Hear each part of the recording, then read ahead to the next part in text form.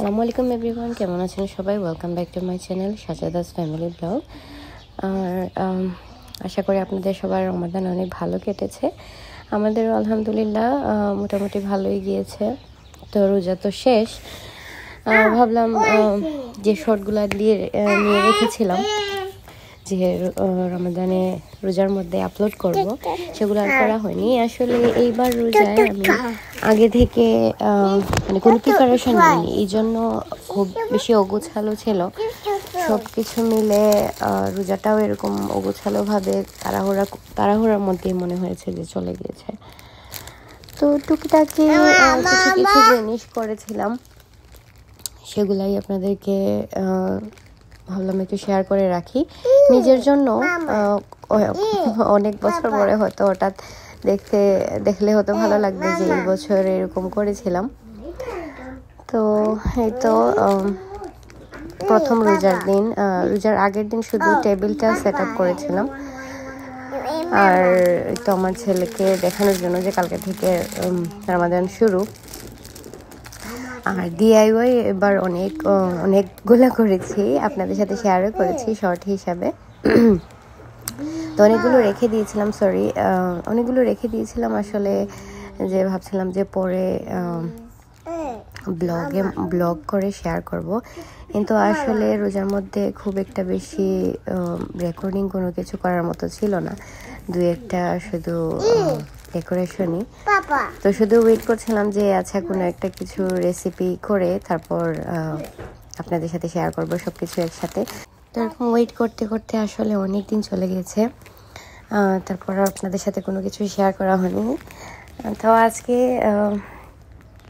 এই তো পুরো একটা মাসের ব্লগ আমি কয়েক মিনিটের মধ্যে শেয়ার করব কি করলাম। তো এখানে তো রোজার আগের কিছু প্রস্তুতি, টেবিলে যা কিছু থাকা দরকার, খেজুর, ক্যালেন্ডার, সব কিছু রেডি করে রাখছিলাম।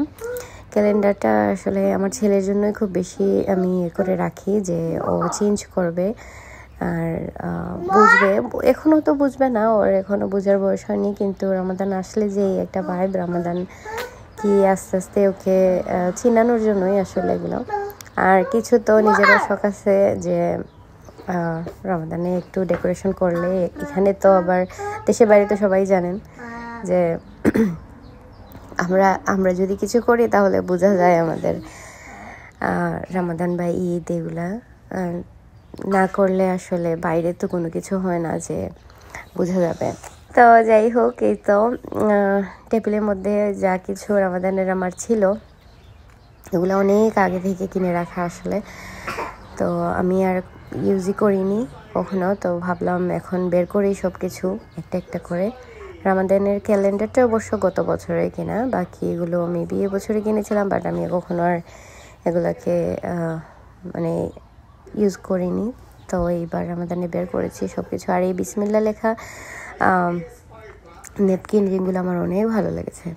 আমি এমনিতেই আনিয়েছিলাম রমাদানের জন্য না, তো ভাবলাম একটু মানে জাস্ট কয়েকটা ক্লিপ নেওয়ার জন্য অ্যাকচুয়ালি টেবিলটা সেট আপ করেছিলাম। আমি একটা ক্লিপ দিয়ে দেখলাম কেমন লাগে, ভালোই লাগছিল, খারাপ না। যদিও বা মানে এরকম টেবিল ডেকোরেশন করে রাখা তো সম্ভব হয় না, বাচ্চাদের ঘর, দেখা যায় যে মানে টুকিটাকি করে জিনিসপত্র ভরে যায়।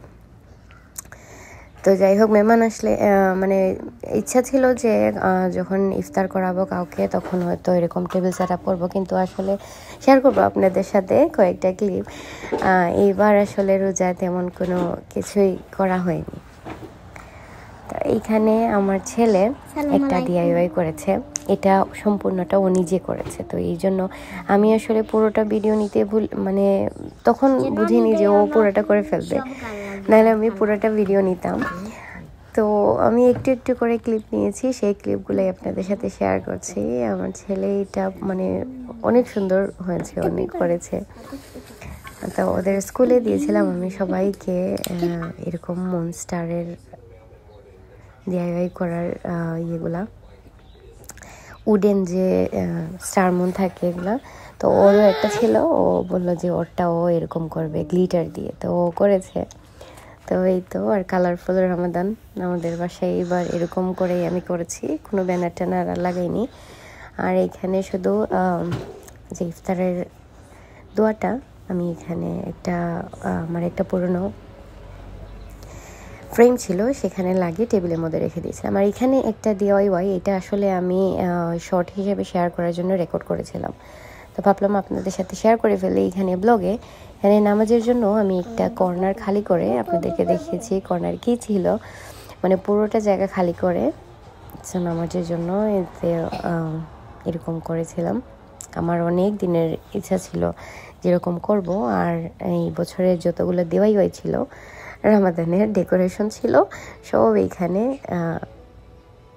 এইখানে একসাথে এক এক করে দিয়ে দিয়েছি। তো এই তো ভালোই লাগতো সবগুলো লাইট অন করে নামাজ পড়তে। তো আমার ছেলে মাঝে মাঝে বলতো যে মানে রুমের লাইট অফ করে এই যে ফেরি লাইটগুলো অন করে, ও বলতো এরকম নাকি তেলাওয়াত করতে ওর নাকি অনেক ভালো লাগে। তো এই তো এরকমই ছিল। তো রমজান তো আসলে খুব তাড়াতাড়ি চলে গিয়েছে, খুব তাড়াতাড়ি। তো এটা অন্য আরেকদিনের ক্লিপ। এখানে ইফতারের প্রিপারেশন চলছিল, আর এই সার্ভিং ডিশগুলো আমার ছেলে এইভাবে ডেকোরেশন করেছে, তো আমি এইভাবেই একটু ক্লিপ নিয়ে নিয়েছি।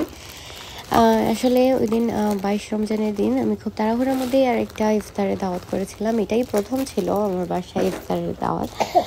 তো আমার ফুফু শাশুড়ি একজন আর ওনার মেয়ে ওনারা বাংলাদেশে চলে যাবেন মানে পরের দিনই। তো আগের দিন আর কি ওনাদেরকে বলে একটু জোর করে বলতে গেলে ইফতারিটা মানে করিয়েছিলাম আমাদের বাসায়। তো টুকিটাকে কি যা পেরেছি কম সময়ের মধ্যে ওনাদের জন্য আয়োজন করেছি, যদিও ওনারা মানে বলছিলেন যে দরকার নেই, ছোট বাচ্চাদেরকে নিয়ে এবার না থাক, তারপরেও মন মানছিল না, তো তাই করে ফেললাম। আর এখানে এইটাও একটা DIY অ্যাকচুয়ালি। সিলভার প্লেটটা এটা আমার ছিল বাসায়, আর উপরের যে গাছটা দেখতে পাচ্ছেন এটা তিমু থেকে আনিয়েছিলাম। তো ভাবছিলাম রিটার্ন করে দিব, বাট হঠাৎ মনে হলো খেজুরের জন্য খুব সুন্দর একটা প্লেটার বানানো যাবে।